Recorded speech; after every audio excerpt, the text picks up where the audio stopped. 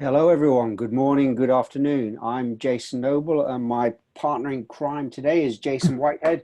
Welcome for another episode of the Jason's Take On this month's webinar, we're going to be talking about the value of customer success expertise versus domain expertise. It's a topic that both Jason and I have seen come up in lots of conversations just with the customer success network, with different executives out there, with organizations that are looking at building their teams, and when we've been both looking at either new engagements or new opportunities ourselves. So as normal, we're targeting about 35 minutes for the length of the webinar. It is a live podcast. There are no slides that we're presenting, no video as part of this. We will be taking questions as we go along. And so please do put them in the question box and we will answer them at the end. So put the questions in the Q&A window. Don't forget, we've also got the Jason's Take On LinkedIn group and Twitter handles. So please, we want to keep the conversations going. So feel free to pose any questions that you have during the session there that we will endeavor to answer afterwards or pose them afterwards, and we'll really get some really good conversations going. Don't forget, for subscribers to our webinar, we have a regular newsletter that comes out. We'll periodically send out information and tools that we think you'll find useful in the world of customer success for everyone as customer success professionals and leaders. And we'll also be sharing more subscriber-only content as we go forward, which I think we're going to find that you guys are going to find really, really useful. So we're really getting excited about that. Don't forget, we've also started our guest podcast recordings. We've had 2 out so far. We're actually recording another one this evening. So we're super excited about getting these done. These aren't being done live, but they are available during replays, and they are available as podcasts, webinars, all through your normal podcast channels, Apple, SoundCloud, etc. Don't forget, both Jason and I are available for any follow-up questions anybody has. We're happy to connect with anybody on LinkedIn and talk more about customer success. And we're both available for any coaching or consultation sessions that you have. Quick intros from me before we start. So my name's Jason Noble. I'm based over in sunny London. I've been in the customer success industry probably around 8-9 years, with about 30 years total experience now. And I think I've spent the last 8 or 9 years working with a number of different technology-focused organizations who provide their own technology services to a wide range of different clients, focused from small to medium-sized businesses all the way up to global enterprise level organizations. And really, for me, it's about helping businesses be more customer centric. And I've been in a number of different customer focused roles, from customer support through to customer service, to account management, to service delivery, project management, and more recently leadership roles around customer success. And I'm currently with Vinly, a world of connected cars. Vinly is a Dallas-based technology startup business that's helping mobility and transportation companies with data intelligence platforms. So I'm heading up their global customer success function there, and their European time, which is really exciting. Jason, quick intro from you. Great, thanks very much. Hi everyone, my name is Jason Whitehead. I'm the CEO of Tritons. Really excited to be here. For those of you that don't know me, I've been working in customer success and software adoption for over 20 years now. Half of my business is working with customer success teams, building up strategies, playbooks, training, and coaching. And the other half is actually working hands-on with buyers of software to help them set their own internal success and user adoption teams and programs there. And it's really fun to come in and bridge both worlds of the buyer and the seller of technology, and get everyone to come together and really do something more effective than they could do on their own. It's a great pleasure. So I'm really excited to be here. So looking forward to this conversation today, and really appreciate everyone who's joined us week after week for these sessions. So that's just a little bit about me. Let's just jump right in now. And as you all know, we like to start each conversation with sort of a bold challenge question. And for this month, what we want to really ask you is, what sort of bold things can you do to change the perceptions of your customers or internal executives to really see the value of customer success just beyond the one domain or the one industry focus where you are, and really get people to move beyond the expectation of you must be a domain expert and an industry expert to really focus on the value of customer success expertise and the value that can bring. So 3 things that we're going to try and cover today that we hope you'll learn from this is, 1, where we think the right balance needs to be between customer success expertise and domain expertise, and why. And 2, we're going to try and how do you get people to prioritize customer success expertise over domain expertise? There's a lot of folks out there that seem to think that industry knowledge and a vast experience within a given sector is absolutely a prerequisite, and we'll be talking about some of the reasons that may not be the case. And then third part is, what are some problems to avoid when staffing your CS team, and as you're looking to move forward, how you might apply this concept of what expertise you really need to really grow a high impact customer success team. So that's where we're going to focus today. Let's go to something a little bit different right now before we kick off the first question. We actually have a quick poll that I'm going to be launching and asking everyone to go and share and vote with, if you could. And really what we'd like to know is, what do you think is more important for staffing your CS team? Is it more important to have domain expertise, that subject matter expertise, or is it more important to have customer success expertise? And I do see we have a few people joining by phone, which obviously will make it a bit of a challenge for them to vote. We're really curious to know your thoughts. So go ahead and answer the poll now if you can. And while you're doing that, Jason, the first question for you, can you just clarify for everyone, what do we mean by domain expertise, versus customer success expertise? And why is it so important that we need to be talking about it?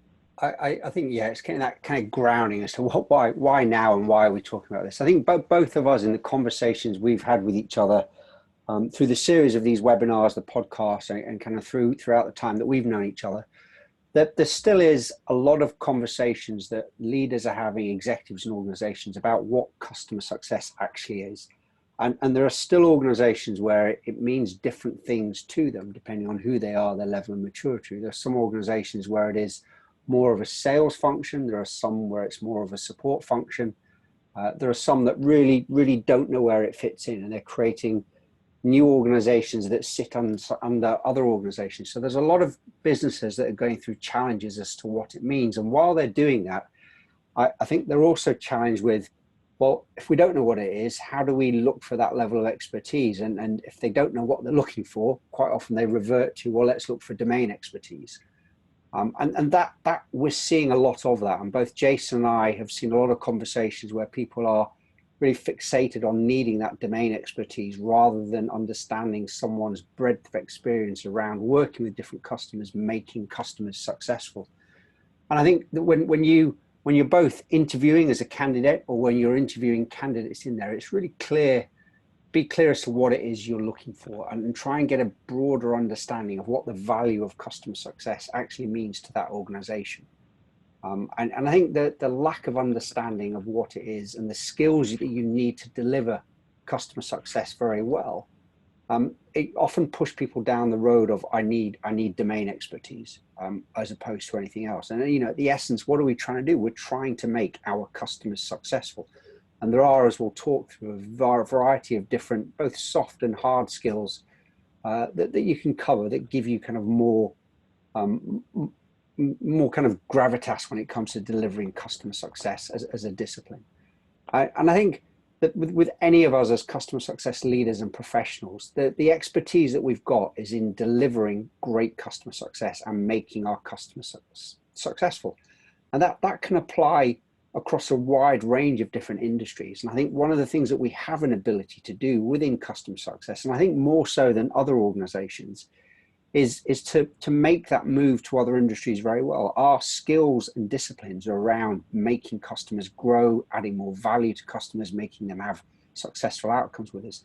So I think it is very much not only a cross-functional discipline, but a cross-industry discipline. And I think it makes it very easy for individuals to move about within the customer success space and really move into different organizations that want to take advantage of that expertise as to how you make customers successful. But I'll put the next question back to you, Jason. Based on that, actually, before you do, let's take a quick look at the poll results. Yeah, and go for it. Just share with that.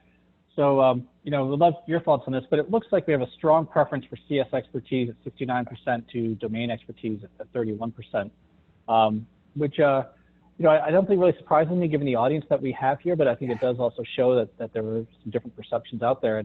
And as we go through the conversation today, if some people have some thoughts or questions on either side, please enter them in the Q&A box. We'd love to hear your take on that move too. Jason, what are your thoughts? Yeah, it's really interesting to see that. I mean, there's definitely the preference to having the CS expertise, which I think you and I might have a slight bias as well there, as might the audience, just because we've got customer success professionals. But it's still, a third of people still think that domain expertise is is something that's a bigger prerequisite than the customer. So it's a really interesting split there. And yeah, as Jason said, please do. We'd love any questions, any thoughts as to why you voted one way or the other one. But let me pose the next question back to you, Jason. What skills do you think are most important, and why, when it comes to customer success, both from a customer success expertise and domain expertise? And why do you think that people might have a preference of one of these over the other? And what have you seen in your experience dealing with different organizations that you've worked with? Right. I think, as we've talked, Jason, for me, and I think for us, the really priority is having the CS expertise is more important. And I think some of the expertise that we want people to have is, can they actually prove and demonstrate a situation where they made a customer successful and made that customer more successful than the customer's been able to be on their own, or get better results than been able to achieve before working with you as a customer success leader. And I don't really care what they have on their title, if it's customer success or customer service or something else entirely different, but being able to share how they've helped customers achieve more than they can on their own is really key. And I think the other thing is really important is having people who have had customer-facing roles that really require them to work with customers in a unique way and make them successful. It could be account management or professional services or customer support or even sales or something like that. But really, someone who is very comfortable being hands-on with customers and understand what it means to understand, identify what a customer is really trying to achieve, what their needs are, and helping them find a solution that they didn't get there on their own. If you haven't listened to it yet, we had a guest on here, Sue Farrow, who said, she's hired people from all different types of jobs, like people who've worked in a gym, people who've done other customer service roles in completely different industries with no expertise in their software whatsoever, no expertise in their product, but had transferable experience and transferable skills. And she talks about how she was able to build just a really high impact, great team because she really got creative in how she interviewed people and what she was looking for and the traits that she wanted. And I think that's really important. I think some of the other things too that I've seen is, having someone who's flexible and has worked across multiple roles. And, Jason, as we discussed, someone really that horizontal focus who can really work across all the different touch points with the customer and understand how the customer is experiencing working with your company all the way through, as opposed to someone with that deep industry expertise. Some people like that vertical focus, like you must be subject matter expertise within your industry, have been there for years and years and years. But I don't necessarily think that's so key. And I think something else that comes up all the time for me is, someone who's really empathetic and comfortable in their own skin.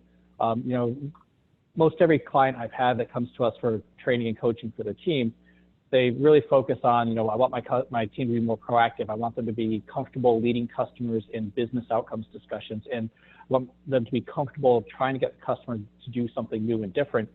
And consistently what I hear is, my team is great around this, but here are a couple of people that I'm really concerned just don't have what they need for this role. And when we work with them, they're often very, very professional, very gifted in some domain expertise, but they will never really be that comfortable leading the customer. And even after training and coaching and support, they improve a bit, but they never quite get to the point that they're going to be happy in that role. And it's really interesting to see if someone just doesn't have that natural empathy and comfortableness in their own skin. And I think that really comes to the other piece too, is finding someone who is comfortable challenging customers and leading them and getting to think about doing things differently is really key. And that's not something that everyone's into. So I think for me, those are some of the key skills that we see. But then I think to your other question, why do I think people have a preference for one or the other expertise? I think there's a lot of folks who don't necessarily understand customer success, don't understand some of the activities and traits that you need to do to really deliver effective customer success services. That oftentimes it's executives in other departments or CEOs who don't work in all the details, that they assume that you must have industry expertise, and that without it, one, you won't be able to deliver your job, and two, that customers won't see you as credible. And I think as you get to learn more about the traits that are needed in the role, if you can't, in the unlikely event that you can find the full team that you want with deep industry expertise and deep customer success expertise, you really need to say, okay, what's going to be more effective? And I think consistently I've seen it's the CS expertise. So those are just some of my thoughts on that. And, Jason, if you have others, would love to hear it. Otherwise, maybe what you can do, Jason, is tell us, what mistakes do you see many people making when they're staffing their CS team, and what skills and expertise they hire for that actually hurts them? I like this. It's kind of the opposite of what you've just answered. And I just to kind of reiterate one thing that you've said that really I think is such an invaluable thing that we need to look for is that horizontal breadth of experience. It isn't just about someone who's worked as a customer success manager. I want someone that's worked in different customer facing roles that understand the challenges of the different parts of the organization and the different stages of the life cycle for the customer. And I think one of the mistakes that people often do is that they look for, so say they are focused on people with customer success experience, but they look for someone that's just got so many years as a customer success manager and narrow down the focus too quickly and don't look at someone that's got the breadth in different roles. So I think you've got to almost open up the search to not narrow it down and focus it too quickly and really look at the right type of people, as you said, that have got the right skills, the right attitude, the right aptitude and expertise outside of that particular area of focus. I think we've said there are lots of people who focus on domain expertise and the CS expertise, but if you do that, it just reduces the pool of potential kind of candidates and expertise that you're looking at. But it also means that you're missing out on that much more broader audience of potentially fantastic people that could easily step in and help your customers be more successful and grow your customers and help deliver outcomes, but might not have the label attached to their name. And I think that's super important to really be aware of that. Make sure you're broadening the searches properly. I think that, I'd also look at people label change the roles too often. And what I've seen, I know you have as well, Jason, that people change account management or sales, business development, calling it customer success. They call account managers customer success managers. Be very conscious about label changing the roles when it's actually not creating a new function. It's just calling it something because someone says we should be doing this. Investors, for example, might think that you need a customer success team just to get the next level of investment. Clearly, there's a lot more to it than that. But be very conscious about just label change. And through kind of exploratory questions, you can understand a lot better what these functions are doing. And I think you also, the challenge that you've got with hiring people that aren't right for the customer success function is what it can do is it can lengthen the recruitment process. I've seen that myself. It is very difficult, both when you're looking for a new role yourself, but also when you're building the teams. It can absolutely lengthen the process. But I think lengthening it is not necessarily a bad thing. It's about finding that right person, the right focus, and by broadening it, you quite often can see other people there. What you also don't want to do is put people in the wrong place and the same with the kind of relabeling of the function. If you move people from reactive from a support role into proactive success role, you're not going to make them successful. They are potentially very different individuals that work very differently. And you've got to think about the right people and how they move into these roles.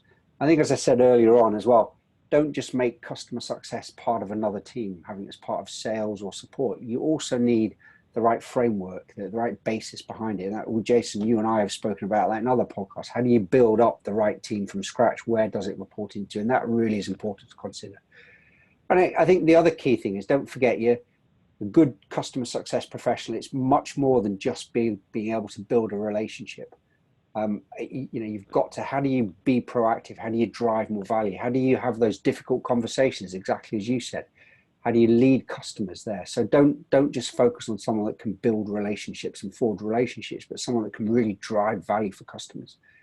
What you ultimately want is your customer success person on the team or team of people really to be viewed as part of the business that are experts and who the customers can use to help them achieve more success than they're on their own. And I think if you can't quickly demonstrate that value to the customers really don't they kind of lose value as to what you're doing, and those conversations become a lot more difficult to have. So I think you need the right level of expertise as understanding where the customers are in their life cycles, what challenges there are, and to you bringing that breadth of experiences to how you've seen it before. And I think if you do focus too quickly and look at hiring only people from a specific industry or for specific domain, you really lose out and miss out on the opportunity of bringing in people with great practices and ideas that have worked so well in other industries that might have come through similar stages to the industry that you're in, gone through similar kind of cycles there of growth, of innovation. You might miss out on people that have got that kind of startup, scaling up experience. So really try and broaden the search. And I think it's really important to do that. It kind of poses a question that I go back to you, Jason. Actually, someone's thrown a question on the Q&A, which is along the same lines here.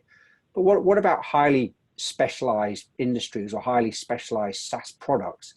You know, do you think there that domain expertise is even more important? And do you think all of our customer success professionals and staff need a certain level of domain expertise?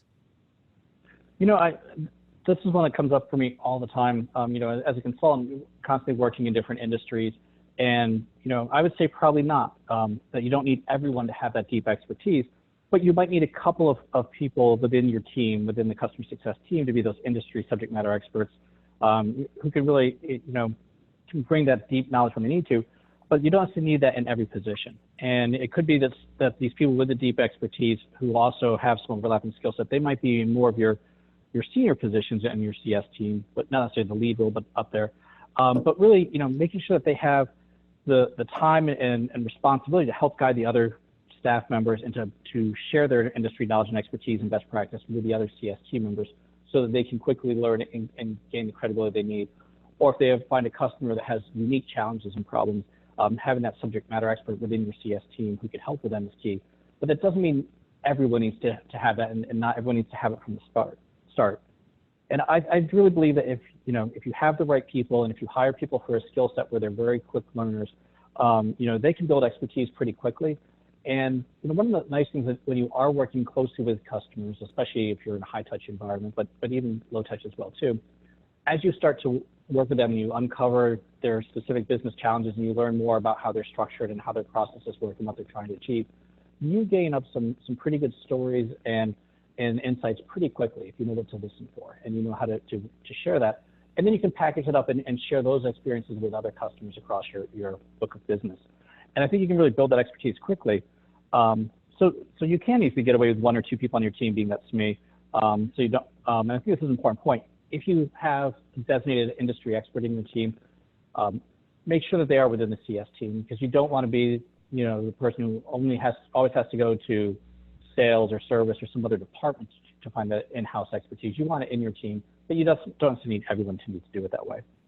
And I think if you take that approach where you have a couple of resident experts or one of them, how do you structure your team to really allocate work so that this expert, the SME, is able to help guide the rest of the CS team and support them and make sure they have the time and then they're not fully focused on delivering their own and servicing their own customers, but part of their role is helping others.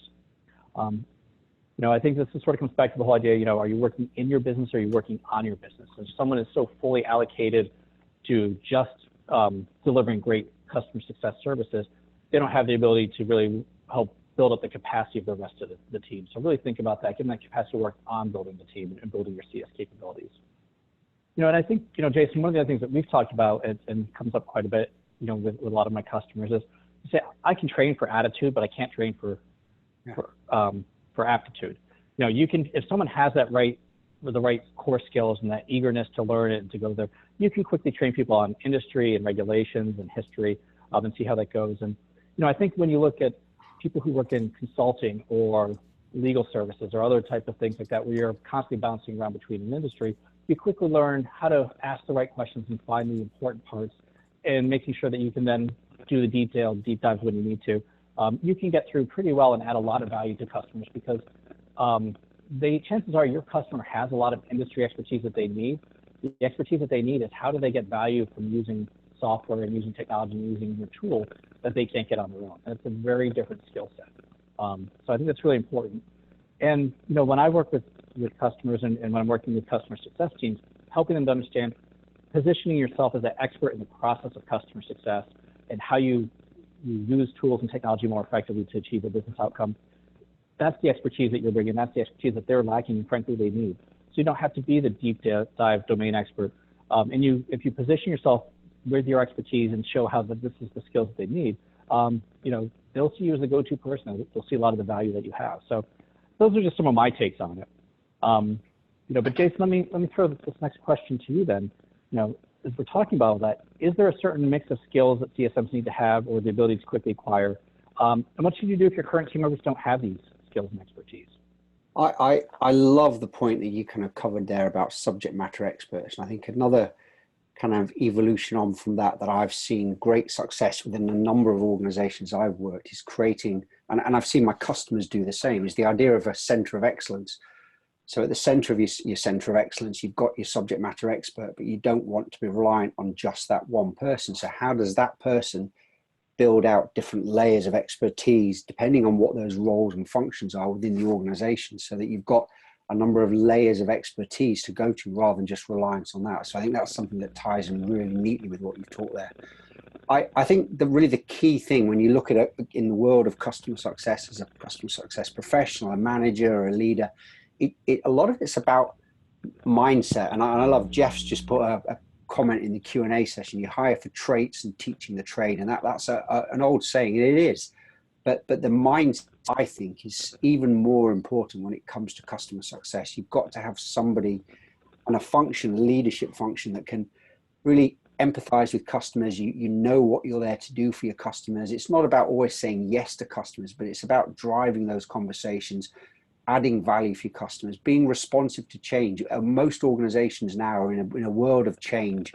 And for me, one of the key things about being customer centric is how we help our customers on that journey and are responsive to the changes they're going through. So I think you've got to be very nimble and very agile and have a really transparent and open mindset as well. And I think that there is a level of industry expertise needed. And I've seen in a number of organizations recently where customer success managers that don't know the industry are out of the depth very quickly. They're not being given the right training, and that can break relationships with customers. So you've got to get the balance right.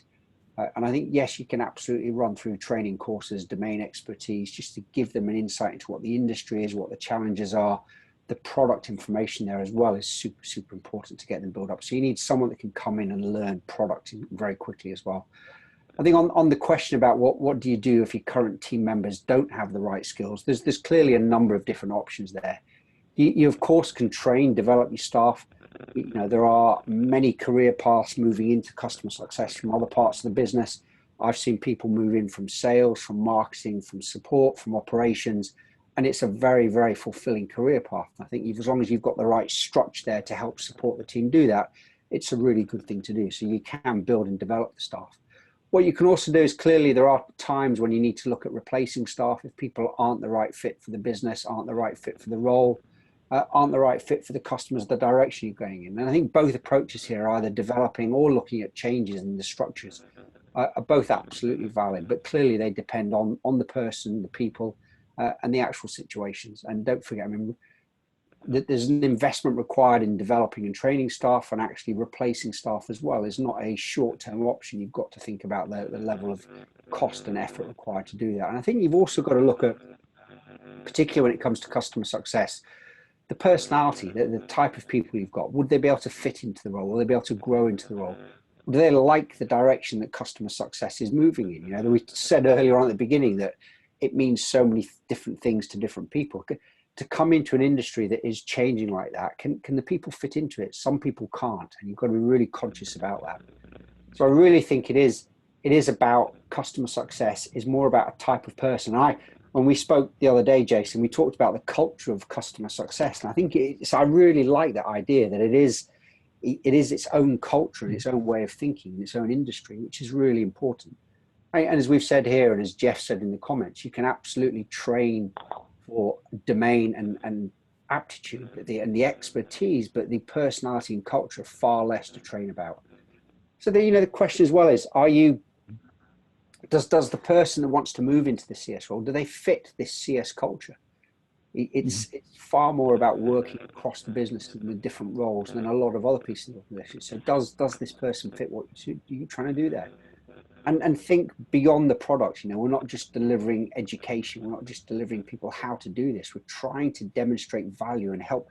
You said it earlier on. We're talking people through business changes and changing how they work on a day-to-day basis. That's tough to do.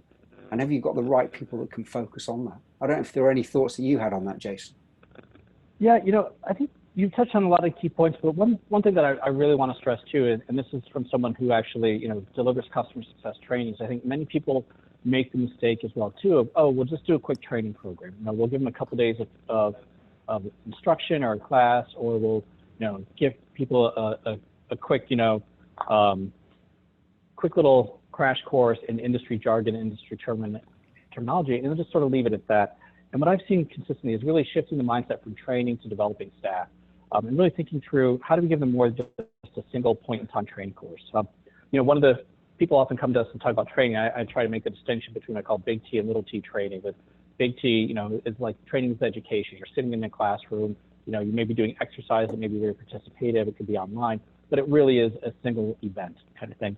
Where small T training is more like training as conditioning, like with athletes and like when you train animals, it's that constant reinforcement, that constant conditioning, and constantly improving people forward. And I think you really need to figure out how do we give this conditioning program to our CS staff and team members so that they're constantly growing both their expertise and capabilities, but also in their careers as well too. So what sort of coaching do they need? What sort of support do they need? How do you get them to work through case studies and real life problems through a customer call? Many of our customers, after we deliver a training course, we have several follow-on reinforcement sessions to deep dive and walk through what are some specific examples. How do we reinforce this? Because what we found is when we don't do that, after a few weeks or so, people start to fall back into their old habits and their old behavior. So, if you're really trying to build industry knowledge, but also customer success expertise, really think about that reinforcement and mentoring. For those who haven't heard of it, I'm also co-founder of CS Mastermind, so csmastermind.com, which is an ongoing professional development program where we really embrace these topics. So I urge you to check that out. Quick shameless plug there. But one of the other things I've seen people do that I think is great and really excited, we're actually going to have a guest come on and talk to us, and I hope she'll talk about this, is really saying, what we've changed with this job is so much from what it was before, that, our staff already had a customer success title, but we've changed fundamentally our approach to customer success. We've changed fundamentally our job for this. We're going to actually make our staff reapply for this because it's so different than what it was. Many staff who are currently having these job titles wouldn't actually apply for this job today, and we probably wouldn't hire them for it. They don't really have the skills and the aptitude of what we need. So really thinking through, hey, this is an entirely new version of customer success. We need to really make sure that we have the right team and that we're hiring people who will be successful and that will enjoy this role. And really some exciting things about that. I think it's such an important thing to think about, that just because you have a team doesn't mean that it's the right team for the role that you want it to be. Quick caution, there are obviously some HR processes around this, and you need to look at employment law, which can vary quite considerably between states and countries and other things. And if you're in a union environment, you need to consider some of the impacts around that too. So it's not an easy exercise, it's not a fast exercise, but it's an important one if you decide that what we expect from CS and from our staff is very different. So just something that I wanted to throw out there in terms of what I see as some of the differences. I think you've got some really key points there, Jason. I like, the mentoring thing, I think is so important. That's where I think the value of bringing CS leaders in that have got experience from a broader set of the business can really help. You can really help the rest of the team understand the different challenges businesses and customers might have, rather than someone that's just got that one domain expertise or just got experience as a customer success manager. It's someone who's worked across the different businesses. And I think that really, as someone from a mentor and kind of a coach, it really helps them. What are your thoughts, Jason? What would you do executives within a business have perhaps an unrealistic expectation even, or requirement for a too high a level of domain expertise? What are your thoughts around that? So how do you, as a CS professional, a CS leader, someone coming into a role or building a team, how do you go about helping your executives understand some of the key points that we've gone through here? What are some of the experiences that you can bring to the team? And that is one that I do encounter quite frequently is, a lot of executives have this expectation around, we must have subject matter expertise and everyone who works here, and our customers demand that. And it's kind of interesting with a lot of the work that I do, we also go and talk to customers and on behalf of our clients. And many times we'll ask questions where no, they're like, we have that in-house, we don't need that, but we need this that we don't have, or we've never said we need that. But, as a consultant, as I mentioned before, you go into all different industries and you have to quickly win trust and demonstrate your ability to learn, and also that you bring some sort of expertise that they lack internally.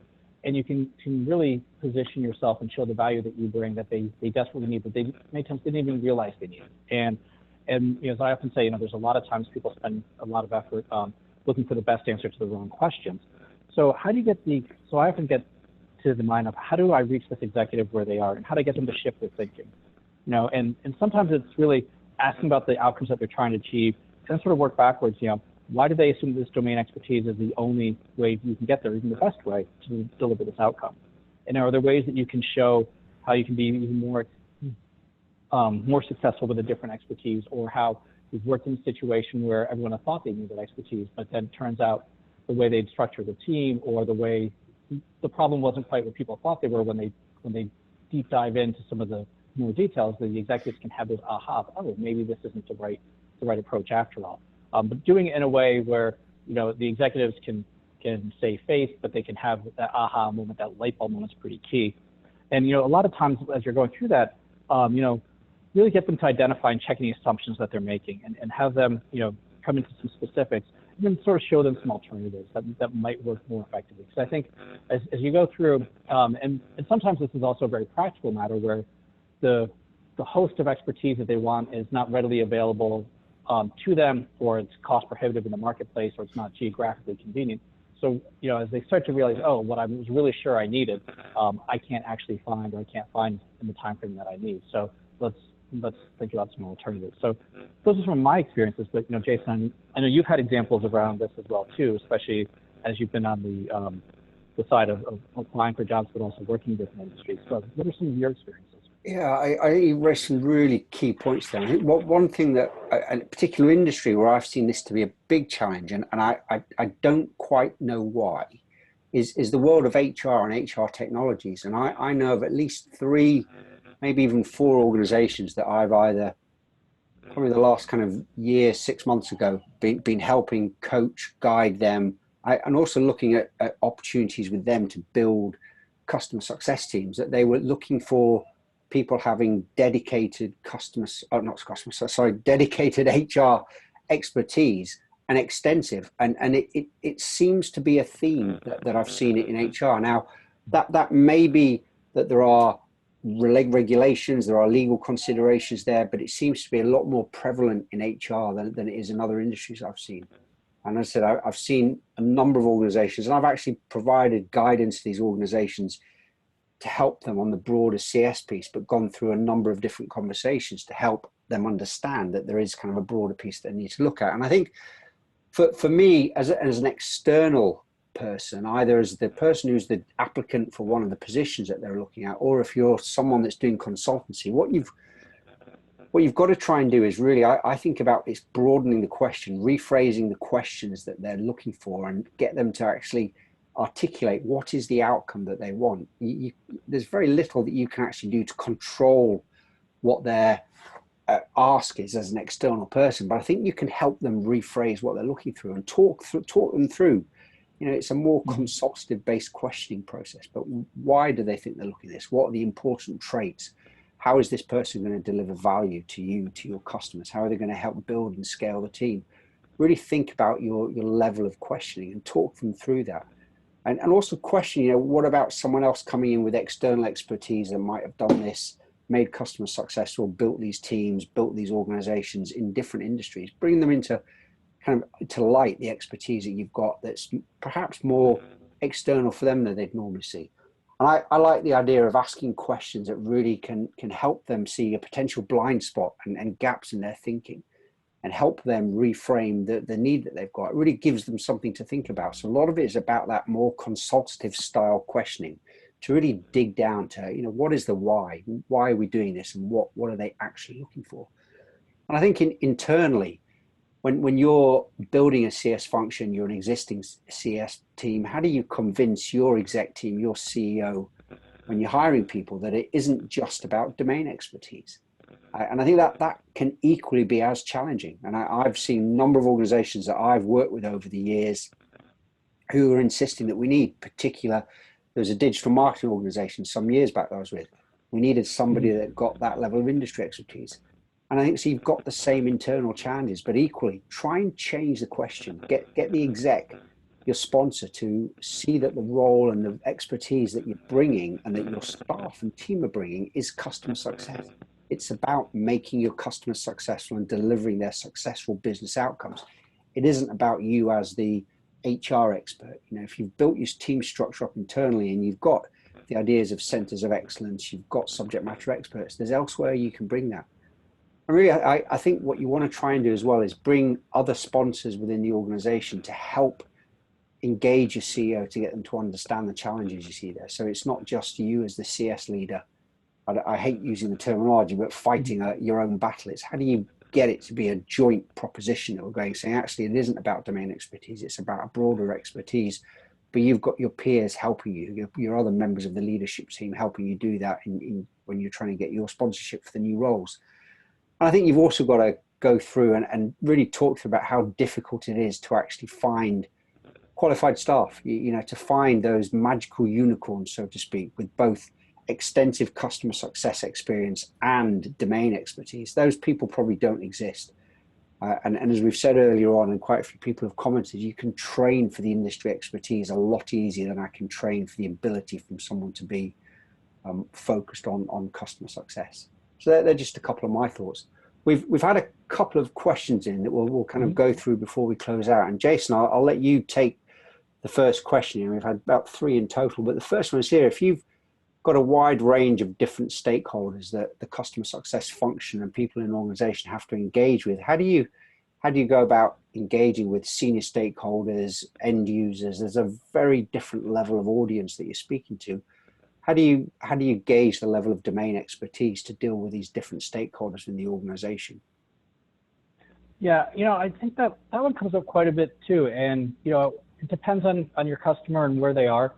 So there are some people that you need to just be part of the role is being comfortable talking with C-suite executives at a very large company right down to the end users. And, most projects that I'm on, I have to run that whole gamut, and I need to be able to talk with end users and frontline staff to be able to identify some issues and then elevate them up to the C-suite. So it's not always the easiest thing to do, but you can structure your teams accordingly as well too, if possible. Say, are there some ways that we can break things up around this and get different people to do different things or different rules.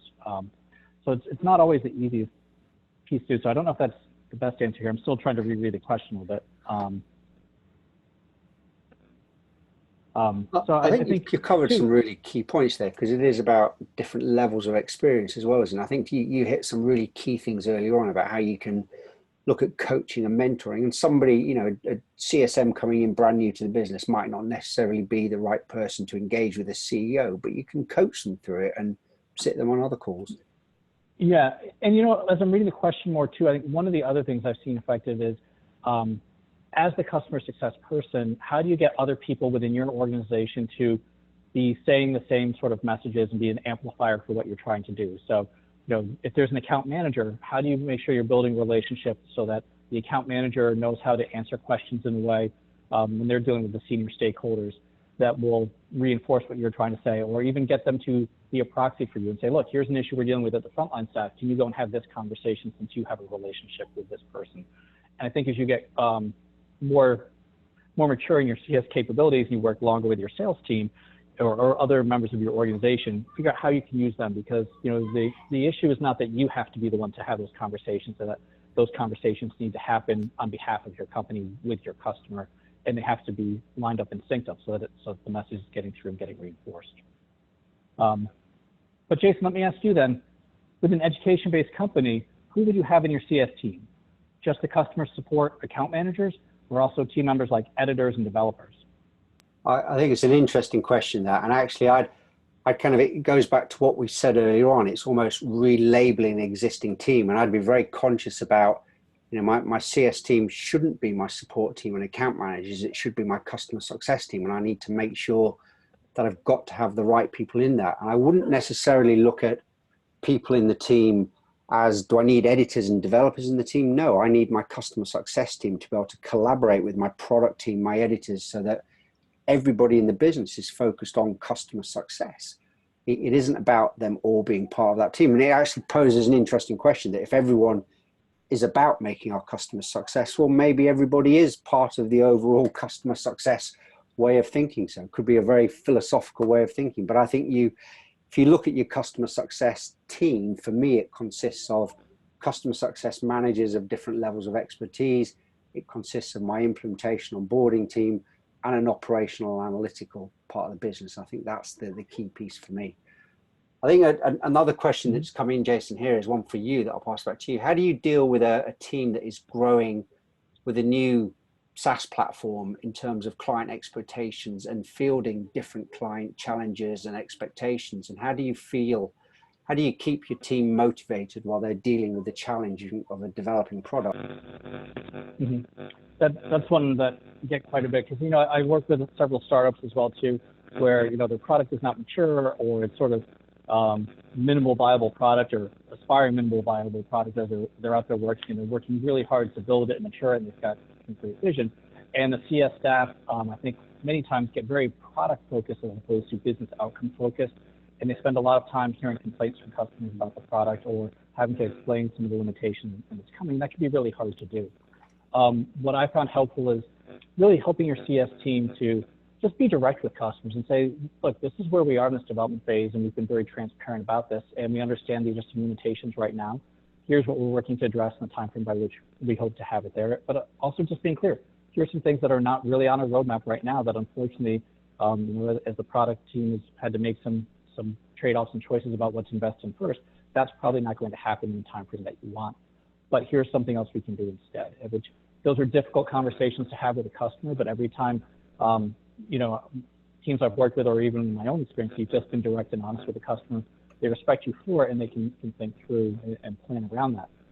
But the other point to that too, I think, is helping your CSMs to really be positive, and then answer the questions, point out the limitations, but then focus on all the positive things. Focus on, but here's where we're adding more value. Here's some other ways you can get value you probably didn't know about, or here's some ways you can be even more successful that you probably haven't thought to think about, but let's do this instead in the meantime. And then as we're moving forward, we'll come back and evaluate this other problem. I know it's important to you, but this is what we can do in the meantime. This is how you can benefit today. So would you rather do that instead?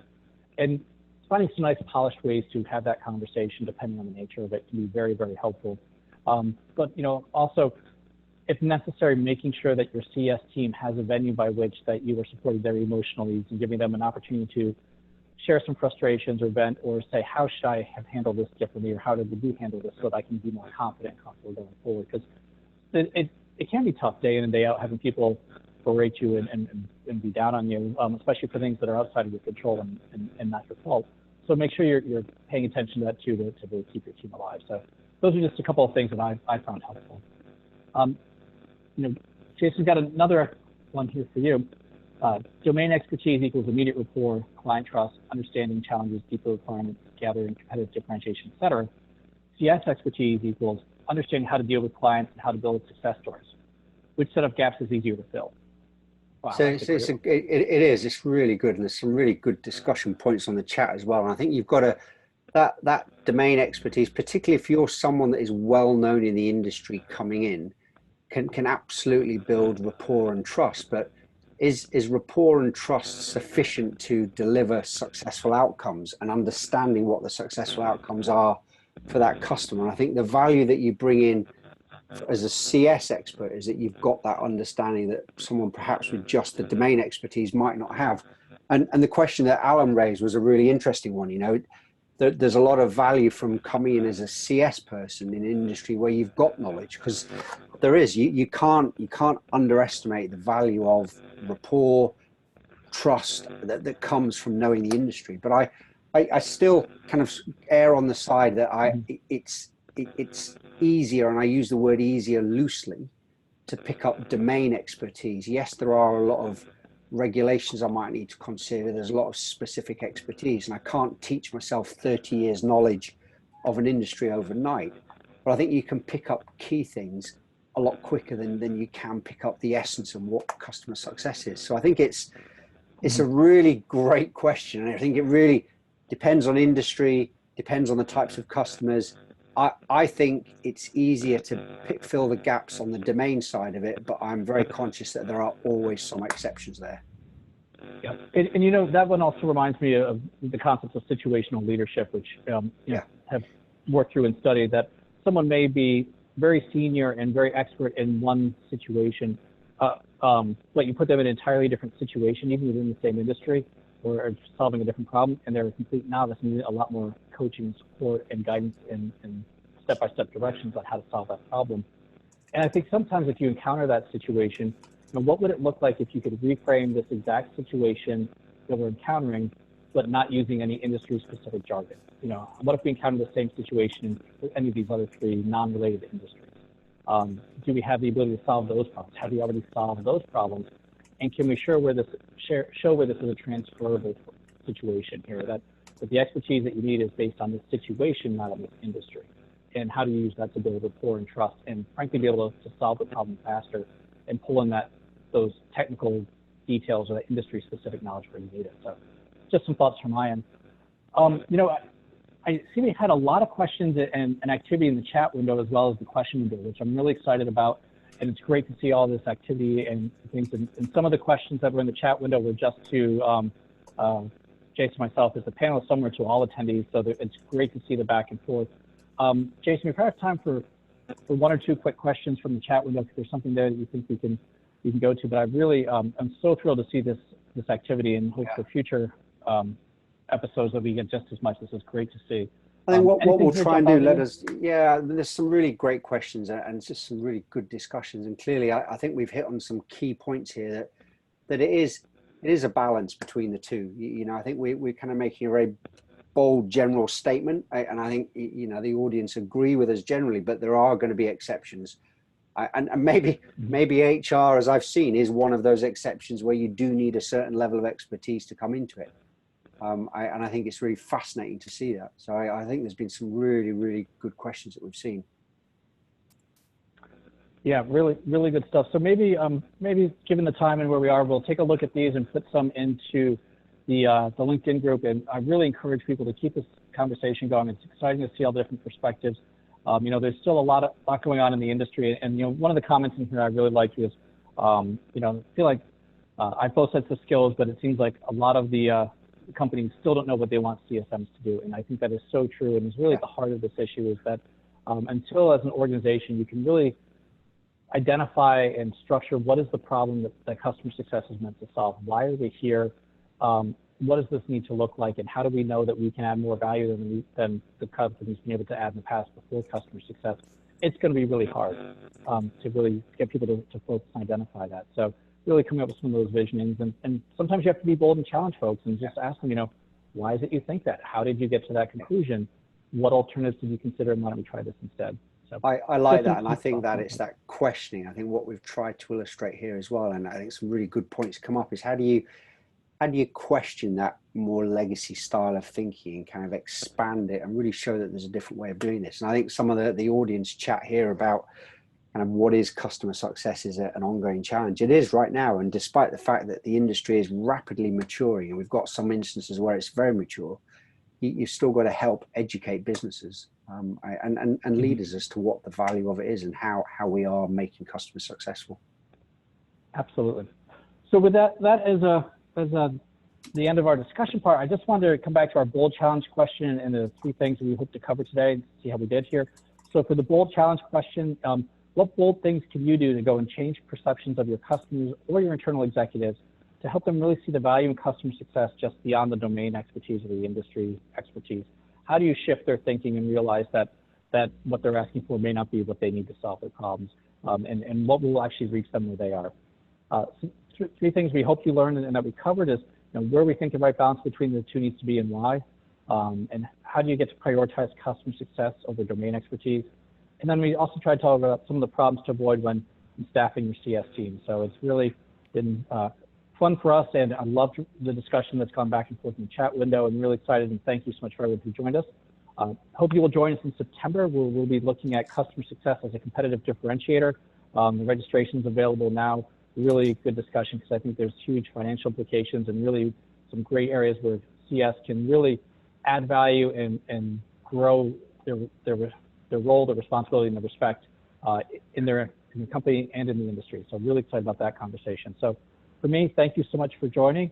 Jason, anything else you want to add? Yeah, thank you very much, guys. Really enjoyed the conversation as always. I think the last few seem to be some really hot topics that are clearly big points in the industry, which is what we're trying to do, is raise some of these. So we've got an exciting kind of 3 or 4 plan for the rest of the year, starting to think about webinars and podcasts next year. So if anyone, again, as we said at the beginning, we are doing these now with guests. If anyone would like to join us and has a topic that they'd like to discuss with us that's along one of the podcast themes, please do let us know. But a massive thank you from me. Have a great summer if anyone's going away on holiday, and looking forward to speaking again in September. Great. Take care. Bye now. Thanks a lot. Bye-bye.